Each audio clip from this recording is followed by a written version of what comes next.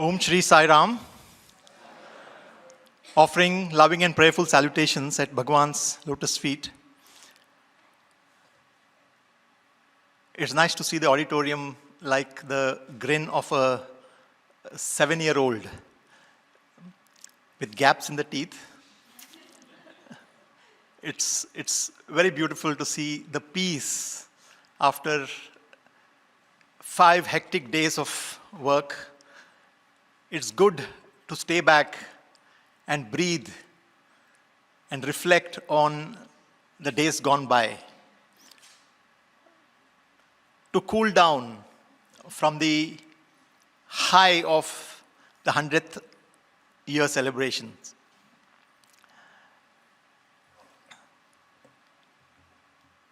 I know there is a withdrawal symptom from the high.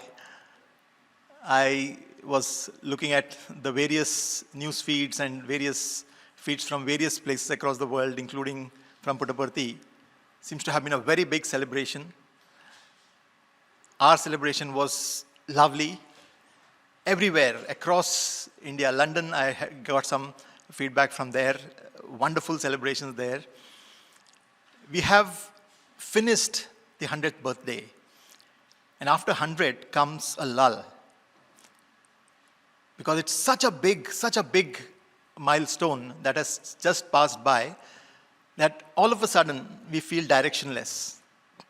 Statistically, from statistics, it is known that the number of deaths after a birthday are more than the number of deaths before the birthday. There is a lull. We don't know the direction that we want to go to. And it's at that point of time that we need to realize that 100 was not really that big a number. We come back to the other thesis of mine, of what I had proposed way back in during the regional summit in Poconos Mountains. Is 100 really significant in the larger scheme of things? Who is Sai? Who is this divine master? How do we know that he is with us always? Yesterday, I had completed my speech. I had ended with that incident on the 86th birthday of Swami, the first birthday after he had left his mortal coils. And I spoke about how I had that vision of Swami, a dream of Swami, giving CPR and in a way resurrecting me from that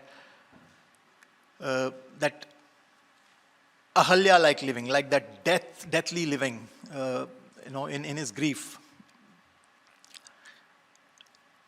And the reason that had such an impact, that incident had such an impact, that dream had such an impact on me was because he had curated all the life's experiences in my life. He has, as is the case with each one of us.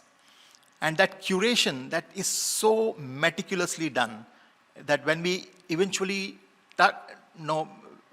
when we sit in reflection, when we can sit and observe one's breath, do that Soham mantra, observe the breath going in and out, when the mind calms down and you find the entire past connecting back, that's when you realize that he has curated every single experience in my life. Because on that day, as soon as I got up from that sleep with that dream, completely shaken up of having had that dream of Swami doing the resurrection, I had gone and told my friend, told a brother of mine who was there with us, I told him, I don't know, man, there was a very strange dream that I had of seeing Swami and Swami doing a resurrection. I don't know whether Swami doing a CPR. I don't know whether he's indicating that I'm going to get a heart attack or what, should I become more fit and all those things. The confusion was there immediately. But the very next moment, the mind latched back to an incident 4 years earlier in 2007 when we had returned from Vrindavan. We had started from Vrindavan around somewhere around 10 or 11 o'clock. We had made a pit stop. And then we came to Parthi around 3-ish in the afternoon. And it was extremely hot. I think probably it was 2008. And Swami had come back. It was very, very hot. And Swami said that, I remember Swami getting down from the car, taking an arti in the Kulwant hall, and then sitting back in the car, and we went to Yajur Mandir. And Swami was exhausted, understandably so. And Swami said, I will take rest. Vallaki cheppu, arti icheman cheppu sayankalam. So you tell them that, let them give the arti, I will not come for bhajans today. So I called up the brother who was in charge of that and said that, Swami won't be coming for darshan today. After bhajans, please give arti. And I quickly got the room. I had quickly gone up, made the room ready, came down, took Swami's wheelchair, went up the lift, and Swami was resting on the bed. And Swami told, "Nu kuda panduko," Swami said. You also take rest. You also must be tired. You also take rest. So I brought my mattress. I put my mattress down and lay down. It was the air condition had not yet kicked in. It was still sweltering hot in Swami's room. I want you to visualize that beautiful room of Swami, a big, nice king-side wooden bed in the middle. The bed is, any bed is big for Swami, but this bed was really big, and Swami curled up in one corner of the bed. The small little Swami always onto one side. He was curled up on the bed. The western window, the sun had started setting. It was 3 o'clock and was blazing hot. Even though the curtains were there, we could feel the heat of the sun coming from the Sarvadharma Stupa side. I want you to visualize the whole thing, right? And that was the scene. And in that heat, I lay down, and again I slept, just like I had slept for 2 minutes on next to that Yajur Mandir chair, and when I saw that vision, the same kind of a sleep I got here. And as I slept, I suddenly saw Mother Easwaramma standing at Swami's feet, and I could see the conversation between Swami and Mother Easwaramma. I could hear what they were talking. They were, Chala Santosham Swami Ella Unnaru, and the way the mother was lovingly asking Swami, Chala Bauna, Nu Enduku Vachavu, why did you come? I'm all right. Aun Swami, I am seeing that the boys are all taking good care of you. All these discussions are happening between them. And the dream faded away. I opened my eyes, and I was on the bed, relishing the dream. I'm just relishing that experience of having had the dream of Mother Easwaramma in the same place, the same heat of the sun in the dream. That window giving get that light in that the ethereal light of the sun filtered through the curtains coming through, and in that ethereal light I had seen Mother Easwaramma. With the same heat, even in the dream I was feeling the same heat. Every experience was, but it was a dream. And I opened my eyes and relished it for a couple of seconds, and then I just looked up. I was on my bed. I looked up. I know that Swami's bed is up there. I just looked at Swami. Swami has pulled out his blanket and is looking at me. And I got up. Chusava. He asked me, did you see? I jumped out of my bed. I told Swami, Amma darshanam ayindamma. So I told Swami, I had Amma's darshan. Ade aduktunnan. That's what I'm asking you. Chusava? I told Swami, Chusan Swami, darshanam ayin Swami. But he said the word that he used was pasupchira, పచ్చరవకి పచ్చ సీర వేసుకొని వచ్చింది. So he told that pacha is a word that can be used. So, but I said, Swami, no Swami, I saw green blouse and yellow sari, right? Adera రెండిటికి పచ్చ అంటారు, right? So, Swami said both are called pacha. One is called the leaf pacha, other is called the turmeric pacha. Pacha is the word that is common word. రెండిటికి పచ్చనే అంటారు. Right? Swami is confirming. He had created that confusion and is confirming to me, yes, that Mother Easwaramma has come. The continued relationship of the mother, and then he went on to talk for a long time, how she keeps returning, how her love is the one that continues to keep her attached to the body, and she keeps coming. And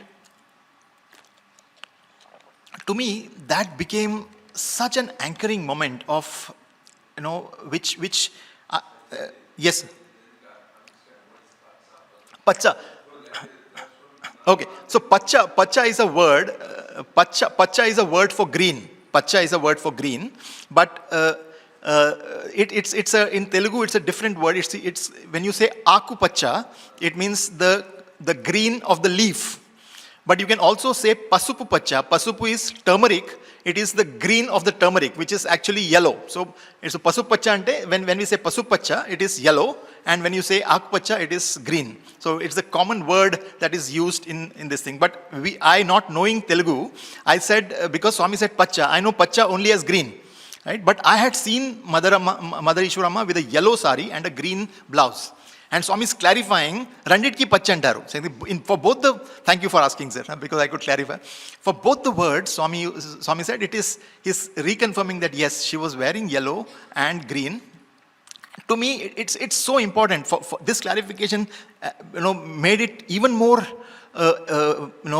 grounded in my memory. That yes, it was not only that I had seen the right thing. Swami had confirmed that it was Mother Easwaramma, and later on in many discourses he had spoken about it. He had spoken to boys that this guy also had seen Mother Easwaramma. She keeps coming, etc.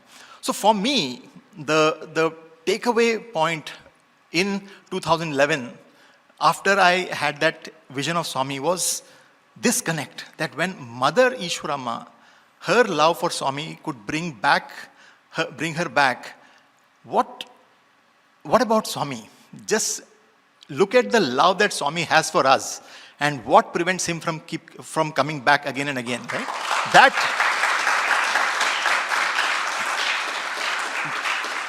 That solidified for me the permanence of Bhagawan.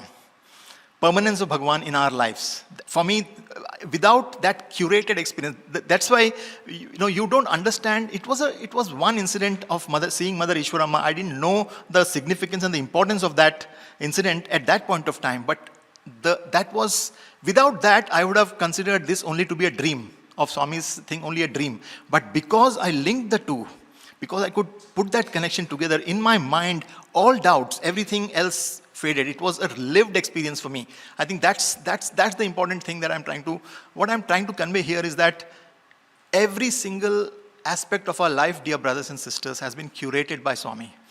And what we need is to sit back, reflect, and connect the dots. And that reflection is needed, and that is our sadhana. We don't have to, what Swami keeps telling, Nama Japa and Bhajan, Kirtan, etc. That is not the only sadhana. Only that is not enough. You need to reflect on yourself. You have to focus on your Soham mantra, on your breath. You have to take the time off to calm the mind, to shut that mind, to make that monkey mind shut up, so that we can see the connection in life where it is all connected. We are all one. That aspect and that one sadhana has given me so much of courage these last few years that I cannot even explain about this. But who is Swami? Who is this 100-year-old Baba of ours, right? That, to me, he had started pushing towards Lord Krishna. I was a devotee of Lord Rama, because before I came to Swami, he had. I always had heard stories of Krishna being, the politician who had a dicey past, kind of a thing, right? So for me, I had never heard the full version of Krishna. I could not understand Krishna. The simplicity of Rama was more the straightforwardness, straight like an arrow. Rama was the more ideal God for me. And when Swami had asked me in Kodaikanal during that incident where he had given me the handkerchief and those things were going on, he asked me, कौन सा पसंद है, कौन पसंद है, रामा पसंद है, कृष्णा पसंद है, रामा अच्छा लगता है, कृष्णा अच्छा लगता है, who do you like, Rama और Krishna? I told Swami, Rama, Swami. Krishna अच्छा नहीं है? I told, don't you like Krishna? I told Swami, Krishna also, but Rama acha zyada pasand hai? I said, yes Swami, Rama more. And all the boys are sitting there and I was sitting at his feet and he's asking me, what about Bala Krishna? What about small Krishna? Now, small Krishna is innocent and cute, and this thing, Kali Swami, Bal Krishna bahut acha hai. And he materialized a very tiny, silver Krishna idol of the crawling Krishna, one hand up and the one leg, etc. And he told, Rakh sakta hai. He was slowly nudging me towards Krishna. Sorry? Yes. I do. Yeah, okay. It's who do you like Rama? Do you like Krishna? Do you like Rama more? Do you like Krishna? What about Balakrishna? Do you like the small Krishna, the tiny Krishna? I told yes, Swami. The tiny Krishna I love, and yes, because tiny Krishna is cute, right? So I said yes, Swami, and then he materialized this and gave it to me, saying that okay, this is the tiny Krishna for you. But what the full impact of Bhagawan, of being there as a perennial avatar came to me one night. I have narrated this, of course. I want it to be narrated on the day after the 100th birthday to again drive home the point that 100 is insignificant with Sai. Right? Because he is a perennial presence. He is a continual presence, continued presence in all of us. And that night, probably it was during those Dasara nights, or I don't exactly remember when it was, because dates merge in those 13 years. You don't have a clear distinction of what was when, which month, which year. It's very difficult to break it down because the experience is so big. The experience is so bright in the memory that the calendars lose its significance. So here was Swami lying, the frail Swami. The body was weakening. The body was going through its natural deterioration in the 83rd or the 82nd year, and he would need support to get up and lie down. And at that point of time, one night, I saw him tossing and turning in the bed. It was around 2 o'clock in the night, and that kind of a sound, I woke up to that, and I was scared. I just got up, I was lying on the floor. I got up and I was seeing Swami turn and toss around, and I held Swami. I slowly touched Swami. I don't know whether I should touch, not touch, wake him up. What is my action? I don't know. This was my first experience of seeing Swami that way. And the moment I touched him, hey, tisai, raktam. He's telling that, oh, remove, take it out. It's all blood. It's covered in blood, raktam. And I told Swami, yem Swami, what happened, Swami? Nothing. There's no blood, Swami. Hey, chi. He's telling, no, it's not chi. He didn't say chi. Raktam. He's telling, it's all blood. And I told lepu. He told, lift me up. And then I slowly, gradually brought the wheelchair, took next to the chair and slowly made him sit. Hey, tisai, and ipde champanu. I have just now killed him. I'm not able to figure out what is Swami talking about. Right? He's saying, I just now killed him. Raktamantana paina padindi. I have just now killed him. All the blood has fallen on me. Right? On Swami na padindi. Na paina kadu. He never uses the word na. He never uses me or I. He always uses Swami paina. Raktam padindi. All the blood has fallen. Chudu, see, the bed is all filled with blood. Marche.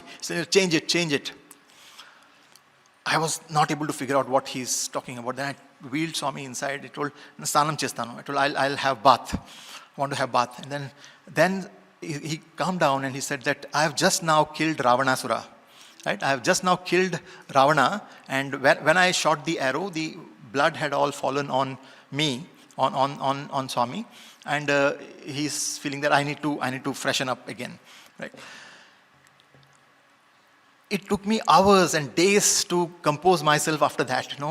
All that we used to see was that frail Swami of who needed care, who needed to be taken care of, who needed to be protected. You always he would bring out the motherly feeling in all of us. No, should we not take care of him? I want to take better care of him, etc. And all of a sudden, you suddenly see that vision of immensity of Bhagawan's presence, that in that small moment, he is eternity. He is living eternity momentarily. Every moment by moment, he is living eternity, right? And after that, he went to the washroom, freshened up completely, had a fresh abhishekam, changed his clothes, came back, sat on the wheelchair, supervised me, changing the entire bed sheet. I took the blanket inside, brought a fresh blanket. He told Tipu, turn the bed. That was a huge bed. I single-handedly pushed and pulled, and I was covered in sweat, and I turned the bed upside down, reversed it, put a new bed sheet, put a new blanket, and then Swami was beautiful and calm. It was around 4 o'clock in the morning, and then he made me sit, Trakucho. And for nearly an hour, he spoke about that incident of Rama killing Ravana, and how he had sent Lakshmana to listen to him. What a great Jnani Ravana was. He was a Brahmana. He was a Brahmin, and he had all the knowledge, all kinds of knowledge. He was much more educated than Rama could ever be. That's what he said. Rama knew only 16. He had all the 64 kalas, and he has spoken about this in multiple occasions. And all those things he told. And he said how Lakshmana was sent. All these things he was narrating. It was a first-person account. It was so intense that day. And to me, that started establishing. To me, that was like one of the most. The eternity aspect of Swami is theoretical. Till then, he's omniscient, omnipresent. Those are all words, right? Which we are keeping in the intellect. We keep turning that word around in the head, but it never was established in the heart. But that incident was so powerful. So I don't have words, adjectives to describe that. And that's the eternity of Swami that got established in my mind at that point of time. That 100 is actually a very small number, right?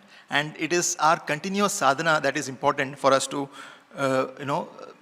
be able to understand that. And this was a constant question with me. If he was Swami, all of us have these questions. What was I in the previous life? If he has been coming again and again, did I come earlier? This of course is a question in every one of your minds. Was I one of those monkeys in the war? Was I one of those gopikas? Was I one of the playmates of Krishna? Was I in the war of the Kurukshetra? All these questions keep coming, and it was naturally one of the questions in my mind. Where was I? And I remember, because we are sharing incident after incident, I take you back to the very first day that I entered Swami's room. I was still a student. It was 1996. I was an MBA student. Swami was, at that point of time, he was slowly grooming me. And he was, Arvind beautifully explained the challenges of the hostel, about how you are one amongst them, and then there is a push and pull of all the hostel boys and etc. And within that, he had to pick one of these youngsters and train him for some work in the future, right? And he would obviously give more chances. He used the word farm boys. He would give some chances to some boys. I have seen boys misusing that, thinking that they are untouchable, they are beyond the thing, and destroying their own opportunity. And there are some who really understand the significance of what is being given and raise up to the expectations. And there are many youngsters who have stayed on in Puttaparthi, continued to serve for years together. And I was being groomed at that point of time.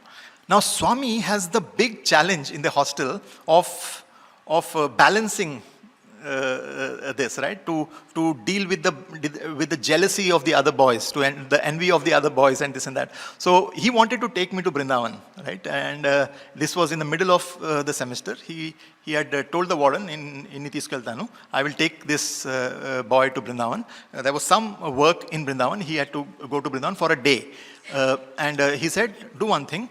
I will tell so and so person to pick you up. You go to the super specialty hospital near the Parthi super specialty hospital and stand on the road there. I will come and pick you up on the road, right? He doesn't want me to sit in the car in front of everybody else, right? To keep you, protect you from the evil eye, in a way, kind of a thing. Because till he has established credibility of the boys around him, he doesn't want people to start feeling jealous, right? So. And then establishing of credibility is the second chapter that he was talking about. The grilling, etc., the samskarana that has to happen, samskara that needs to happen. That hammering, that firing of things happens internally. But till that is done, you are still susceptible to the attacks and the evil eye. So he tells you go there. So early in the morning, 7 o'clock, it was winter time, and I was on the road. In this, excited, super excited that I'll get a chance to go all the way to Brindavan with Swami.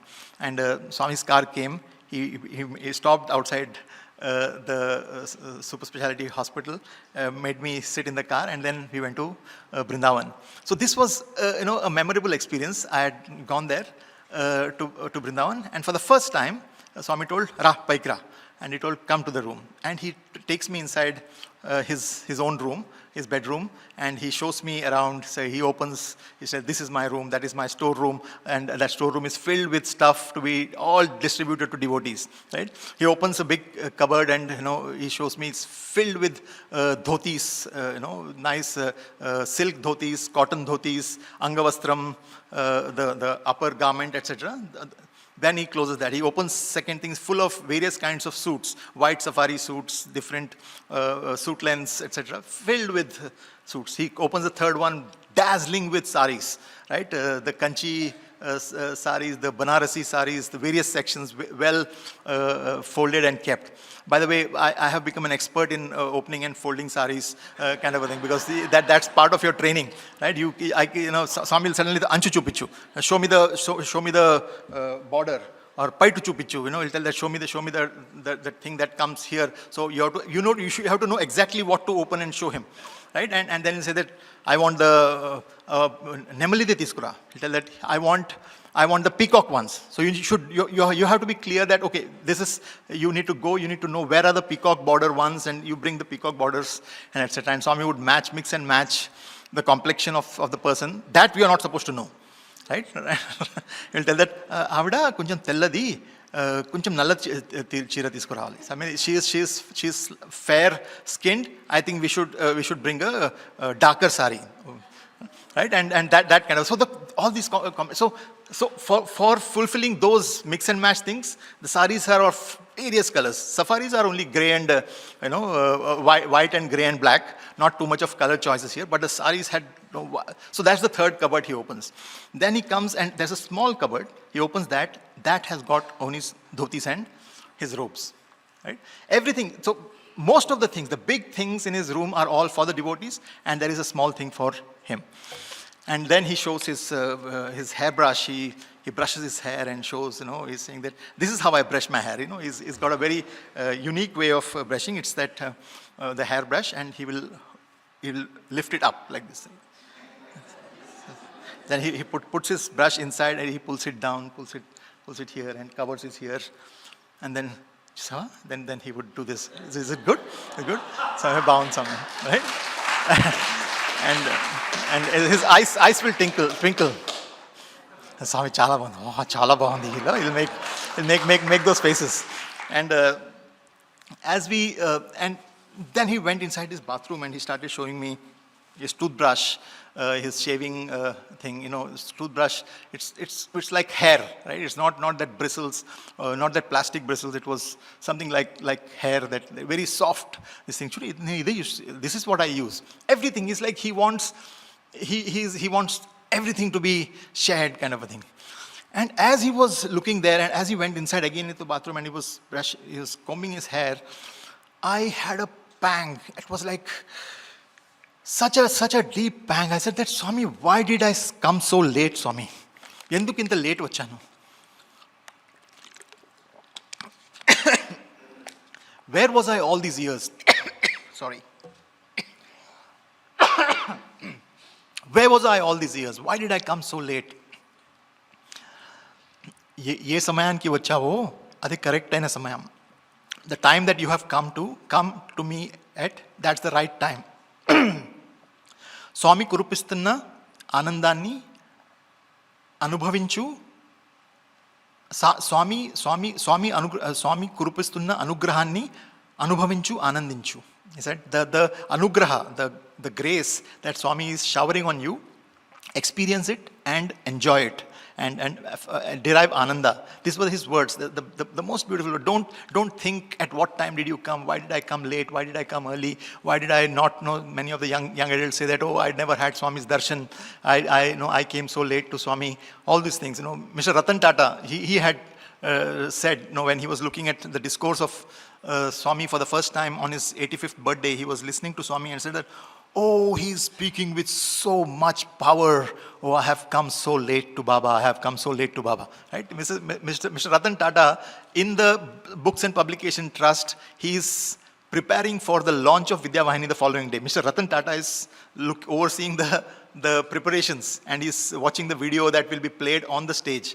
Right? And the TCS team is standing there. The chief of the TCS team got so nervous, he could not speak to Mr. Tata. The others took over and started communicating about this. And Mr. Tata is watching this video and saying that, I came so late to Swami. That was my thing also, 15 years back. It was my agony, saying that, Swami, why did I come so late? Chaptan, chustan, nik chupistanu. He said that, I will show you. Like a screen, I will show you, he said. He did something more beautiful for me later on. And it was a year later that I got a partial answer to this question as to where was I, why was I not, where was I earlier? And he said, Shirdi lo now. He told, you were in Shirdi. So when in Kodaikanal, one day I was, again, it was late in the night, in the midnight, I was lying on the floor. Swami, was sleeping on the bed. Kodaikanal is quite cold, so he'll cover everything. Even his head will be covered. Just the face will be open, and he will be cuddled. I was lying there. I had a dream, and in the dream I saw Shirdi Baba seated in a room, and my point of view is from behind a curtain. From behind the curtain, I can see Shirdi Baba seated there. His headband was there, but that jubba he had taken off. Right? And as I was seeing it, that without the jubba, I can see that there are blisters on his back. The entire back is covered with blisters, and there is one devotee who is dipping some cloth in the water and wiping Swami's Shirdi Baba's back with that cloth. And there was a strong smell of a disinfectant. It's called Dettol in India. That smell. And I just saw that, and I was behind. I realized that I am a lady, I'm a woman, and I'm behind the curtain, feeling like the agony, saying that, Swami, just because I am a woman, I am not able to serve you, Swami, right? Why are you so partial to men, right? That agony, saying that, why am I not able to serve you, right? That agony of the woman, and I was there. Dream got over. I opened my eyes. The smell of Dettol is still so strong. Actually, the next morning, I went down and asked the gentleman who was in charge. I said, sir, did some bottle of Dettol or something break? We could smell upstairs. It was so intense. I was thinking that probably because there was a Dettol thing and the mind makes up dreams, right?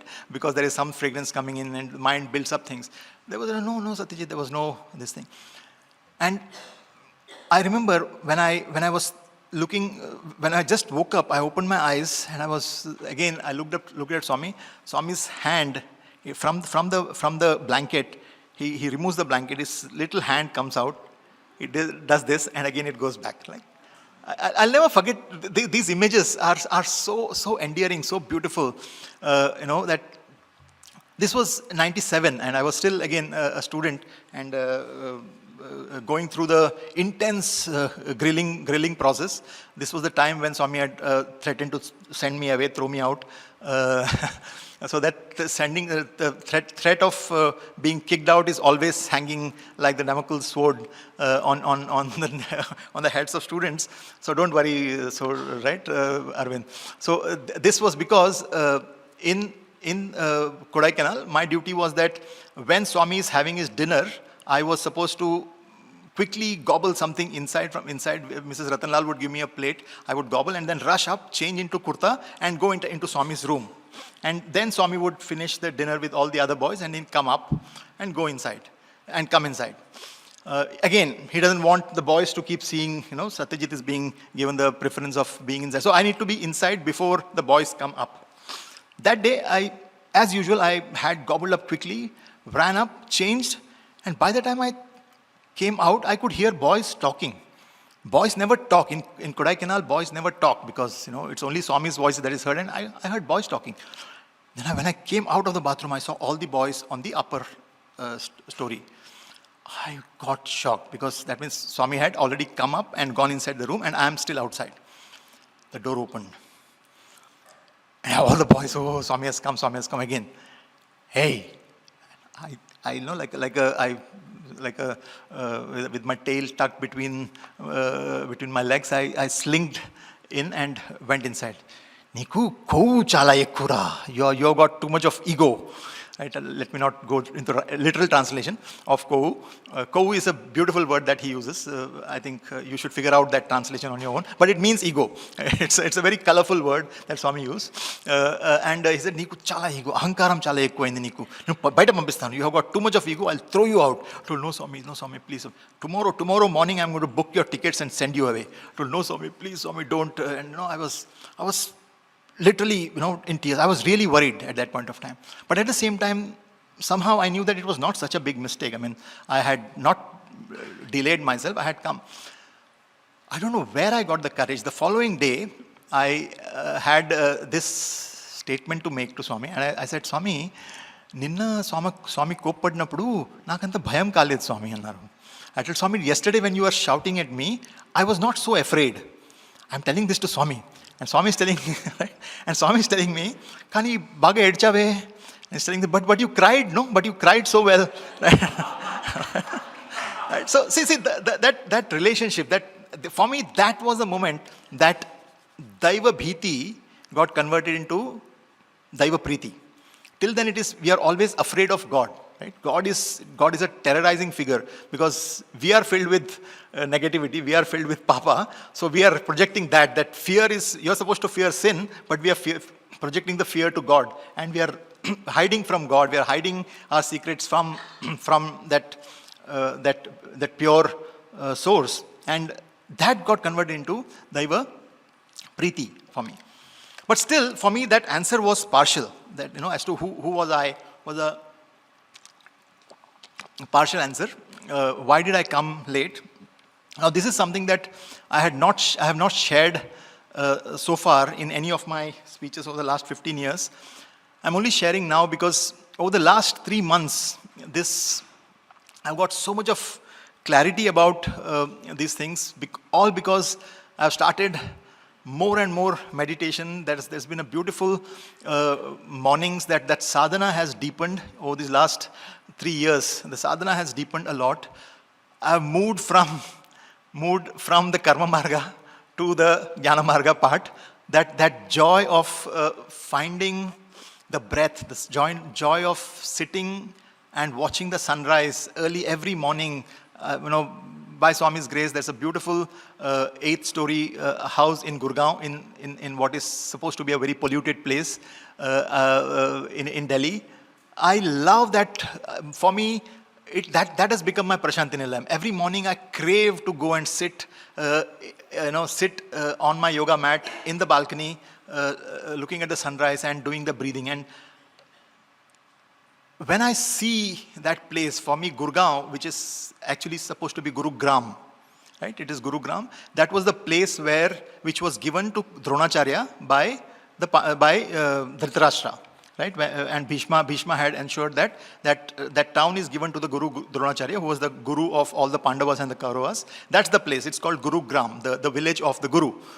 And to me, that place has become so evocative, as if it evokes memories of, as if it evokes memories of the past.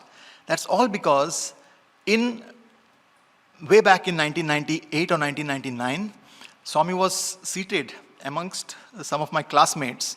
3 or 4 of them had come to Brindavan. It was again in the Brindavan thing. He had never told me, but to them, he is telling me, "Hey, Nik Telsuna, do you know who this guy was earlier? He was Satyaki, right? His name is Satyaki. Satyaki was a warrior during Krishna's time, and he was part of Krishna's clan. And Swami told that he was Satyaki." I was surprised. Swami is telling to others that about me. He has not yet. I was like, "Swami, we have not had a discussion about this. Why these others?" Right? That was my first reaction. And he was talking to these boys. He was like a shadow with Krishna. He was always like a shadow with Krishna. The only detail he had given at that point of time is that after the Kurukshetra war, when Pandavas won, and Yudhishthira was coronated as the king, Arjuna had the responsibility of being the commander-in-chief, and he had martial responsibilities, and he stayed on in Hastinapura, and Krishna went back. Who do you think was with Krishna after that? For the next 36 years, who do you think was with Krishna? It was Satyaki, right? He is establishing, this was my first year with Swami when I was there, and he is setting a context saying this is not the duty that you have over the next 13 years. I didn't know at that point of time. He's established, not now, it is 5,000-year-old duty. You're just continuing that duty. That I am Satyaki. That you were there as a companion for 36 years, all through. For me, that was not the biggest thing. I had read the Mahabharata, and I knew, for me, the question that came at that point of time, young mind, right, was that, what am I doing here still after 5,000 years? Right? The question is always about liberation. 5,000 years and I'm still here. And then what do you always do? What did I do wrong? What have I done? What sin have I committed? Because of which, even after 5,000 years, that became my obsession. And then I would keep reading up. I used to go to the internet and keep searching. At that point of time, a little bit. Internet was not that easily accessible. I don't think internet was accessible. I had taken books of Ramayana books, Mahabharata books, of Kamala Subramaniam's book, of Kamala Subramaniam's book of Mahabharata. And I was reading, scouring through who is Satyaki and this and that. And I realized that Satyaki is the one who makes the first hit on that after 36 years, when the entire Yadava clan, the Krishna's entire clan is destroyed. They fight amongst themselves and they are destroyed. Satyaki is the one who first kills Kritavarma, the other king. For me, that became the fear, saying that, Swami, is it because of that I am still here for 5,000 years? See the complications of the human mind. And for days together, I used to pester Swami with questions now. Right? That became, every time I get a chance, I ask about this, I ask about that. Swami saw that I'm obsessed with this question. He said that, do you think anybody with him would do an action without Krishna's direct approval? Right? Krishnudu Chappakunda Yemana Chestada. that gave me so much of peace, right? Saying that, okay, this is all a divine drama. This is all a divine drama. All the bloodshed, all the, whether he's tossing and turning, having Ravana's, blood on him. That was right for that age. Whether it is the massacre that happened during the Mahabharata war, or the massacre that happened during the Yadava cleansing, was right at that point of time. And it started making sense how this Prema Avatara, this avatar that has come, has, he used to say, in the Ramayana, the enemy was in a different country, right? You know this thing. So Ravana had to go all the way to Lanka and destroy the enemy. In the Mahabharata, it was all within the family. Within the family, there were things. But now, the enemies are inside. The Arishad Vargas, or both of you spoke about the Arishad Vargas, the 6 cardinal sins. The enemies are inside. The fight of the Satya Sai avatar is all internal. There is no cleansing that is external. The cleansing is all internal, right? And for me, this became a meditation, a constant meditation. But what has happened over the last few years, as I had forgotten about this. This was not a big memory in my mind I thought about it. I closed the chapter, but 4 years back, as I was about to go to Bangkok, right? We were.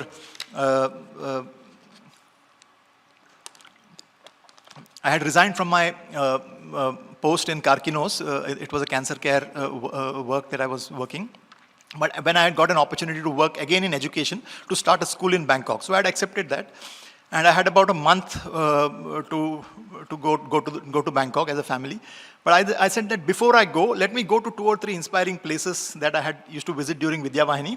And I was doing so. I was about to go to Himachal Pradesh. There's a beautiful school in Himachal, and I was planning to go there.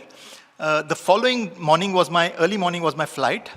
And the previous evening, there was a power outage at home. So I realized that if I don't sleep in the night, then it will be a challenge. So we took a hotel near the airport, and all night, I was watching planes land and take off. It was a beautiful night that I spent there. And as I was sitting there, I had a very fitful sleep. I was waiting for the morning to come. And as I dozed off, I had one of the most loud shouts in my ears of Swami. Right? His voice on my left ear, I still clearly remember. Lay Satyaki, lay, Satyaki, lay. Like loud, get up, awake, Satyaki, awake, Satyaki, awake. This was the call, and I got up. And I had decided that I will not be part of any of the nonsense that was happening at that point of time. Right? And I said that, Swami, let me be in peace. Right? And all of a sudden he wakes, lay Satyaki, lay, Satyaki, lay. And why is he calling me with that name? Why has he woken me up at that point? So this was my dilemma. I didn't know what it was, but as the days passed by, visions started emerging very clearly. So what I have realized, many brothers, younger brothers, keep asking this question: what is the difference between the mind and the intellect, or the Atma that comes in? I have realized that when the mind creates something, it creates it line by line. It starts embellishing. It starts, it's either through words or through images. It slowly keeps building up, and you have to keep building it like an artist. You have to keep doing that. But when a vision comes, it's like what is told. It's the whole image is there. Not just the vision, but the feeling, the sensation, the smell, everything is there. It is like that, like a memory that was forgotten. It has just come in. And these kinds of things started happening to me. For me, the relationship with Krishna, of Satyaki's relationship with Krishna, and it is the first person experience, is something that I've never read. You always think of Krishna as the one who gives the speech, or the one who is the Gopika with the Gopikas, who is in the Rasalila mode, or in the teacher mode, right? The visions that I keep getting is Krishna the warrior. Krishna, wrestling with Krishna, practicing sword fighting with Krishna. But the image that is most established in my mind is that of sitting on a hill. Krishna is lying on my lap, lying on Satyaki's lap, and both of them are laughing. It's almost beyond. Just sun has just set. It's on a hill, and from a distance we can see lanterns, lamps of an entire army. And then and both of us are laughing. Both Krishna and Satyaki are laughing, and they are seeing Jarasanda's army. Jarasandha was the king who was attacking Krishna, and Krishna had run away from the battle 17 times. Right? He would do the guerrilla warfare kind of a thing, because this was a huge a huge kingdom that would attack Mathura, because Kamsa was killed by Krishna, and this incident, this image keeps coming, and that feeling of Krishna on the lap, and both Krishna and Satyaki laughing at that oaf. Oaf is the word that keeps coming in my mind. That oaf, Jarasandha, who is trying to desperately search for Krishna and is unable to find. This image of Krishna, right? These last few days, and that has excited me to restart yoga again. You suddenly start feeling that, okay, you're not this body. The idea, that's the point that I'm talking about. That we are not, we have to come out of this persistent vision that we are just this body. That we were born 20, 50, 70 years back, and that we are continuing the existence of only this lifetime. What Swami has consistently told us is that we are perennial, eternal beings. That we are not bound in place, we are not bound in time. We are not bound by history, we are not bound by geography. Right? That infinity is what emerges. Why did Swami activate the Satyaki element in the mind? Why do I derive my freedom from just that one element? Why not other aspects, other beings part of my existence? What stops me from doing that? What stops you all from tapping into the consciousness of others? Because the persistence of the mind keeps on telling that no, you are Satyajit only. You are Arvind only. Right? You only have, we have only this experience, and this is the only true reality. And that's what Swami is trying to hit, and that's what we need to transform from that 100 to 1 infinity, Sai infinity. That logo is so beautiful that we are not bound. Swami is not bound by that 100 years. We are not bound by our 30, 40, 50, 100, 50, 70 years. We are not bound by this. I think that is what he has come to give us. He has come to give us the freedom, and that again, I'll urge again here what I had urged in the Poconos Mountains. Read the 31st May 1991 discourse. Listen to that powerfully, because when he speaks about the Hiranyagarbha, the Hiranyagarbha that we saw yesterday, when he had actually materialized in 1991, not the Lingodbhavam, but he had materialized in the summer course when we had materialized the Hiranyagarbha.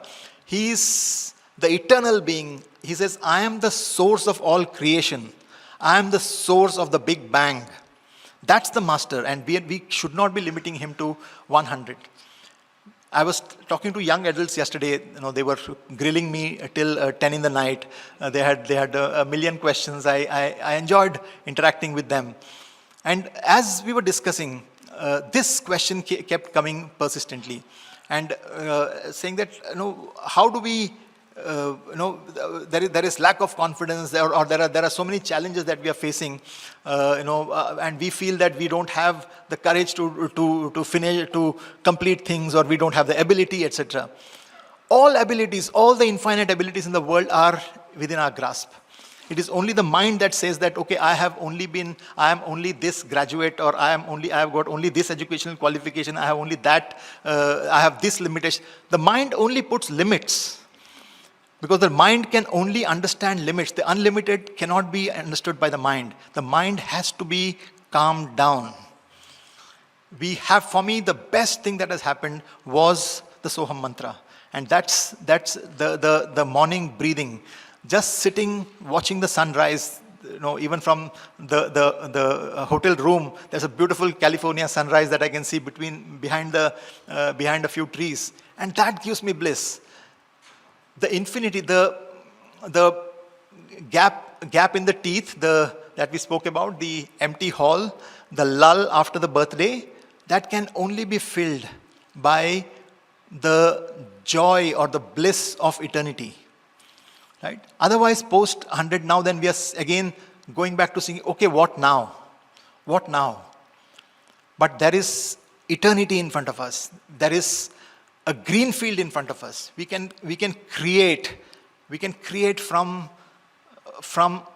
our source. Look at that discourse. See the words that Swami uses. Sorry?